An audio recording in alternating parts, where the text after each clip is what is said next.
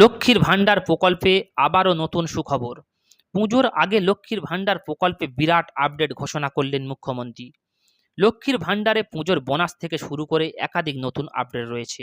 অর্থাৎ গতবারের মতো এবারে আপনাদের অ্যাকাউন্টে লক্ষ্মীর ভাণ্ডার প্রকল্পের 1 মাসের টাকা অগ্রিম দেওয়া হবে কিনা, অর্থাৎ লক্ষ্মীর ভাণ্ডারে পুজোর বোনাস দেওয়া হবে কিনা, আর নতুন মহিলাদের লক্ষ্মীর ভাণ্ডার প্রকল্পের টাকা কবে ঢুকবে, এই নিয়ে কিন্তু একাধিক নতুন আপডেট রয়েছে। তো ভিডিওটি প্রত্যেক মহিলাদের জন্য খুব গুরুত্বপূর্ণ। ভিডিওটি শুরু থেকে শেষ পর্যন্ত দেখবেন। ভিডিওটি ভালো লাগলে চ্যানেলটিকে অবশ্যই সাবস্ক্রাইব করবেন, পাশে থাকা বেল আইকনটি প্রেস করবেন, নোটিফিকেশনটি অন করে রাখবেন, সবার সুবিধার্থে ভিডিওটি শেয়ার করবেন। চলুন শুরু করি। তো এখানে আপনারা দেখতে পাচ্ছেন পুজো পর্যন্ত অপেক্ষা করতে হলো না, তার আগেই লক্ষ্মীর ভাণ্ডার নিয়ে সুখবর।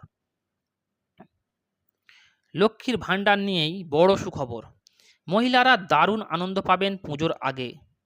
2021 সালের বিধানসভা নির্বাচনের পরে পশ্চিমবঙ্গ সরকার দ্বারা চালু করা এই জনপ্রিয় প্রোগ্রাম এখন আরও রমরমিয়ে চলবে।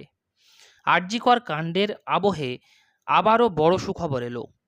মুখ্যমন্ত্রী মমতা বন্দ্যোপাধ্যায় সম্প্রতি এই প্রকল্পে সম্পর্কে একটি গুরুত্বপূর্ণ আপডেট দিয়েছেন।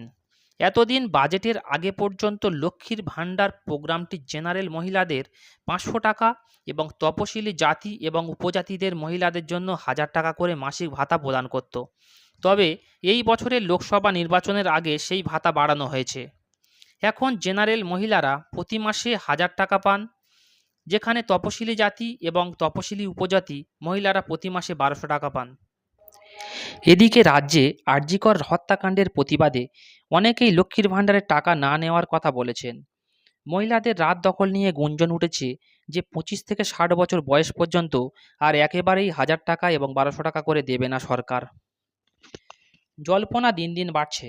এমন পরিস্থিতিতে দিন আনা দিন খাওয়া মানুষের হাত মাথায়। পুজোর মুখে এমন বিপদ চিন্তা বাড়াচ্ছে। এমন পরিস্থিতিতে সত্যিটা জানালেন মুখ্যমন্ত্রী।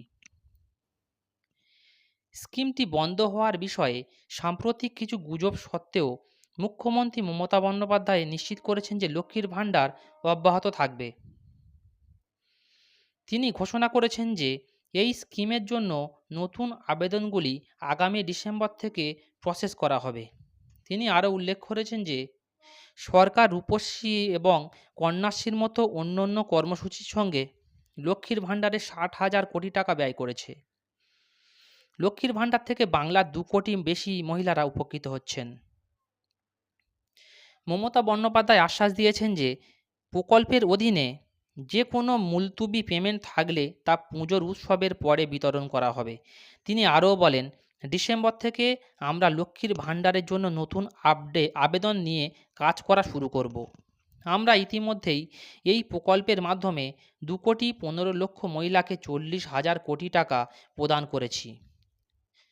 এরই পাশাপাশি বাংলার বাড়ি, বিধবা ভাতা সহ অনেক কিছু দেওয়া হবে ডিসেম্বর থেকে বলেই জানা গিয়েছে। তো ভিডিওটি এই পর্যন্ত। যদি ভিডিওটি ভালো লাগে চ্যানেলটিকে অবশ্যই সাবস্ক্রাইব করবেন, পাশে থাকবেন। ধন্যবাদ।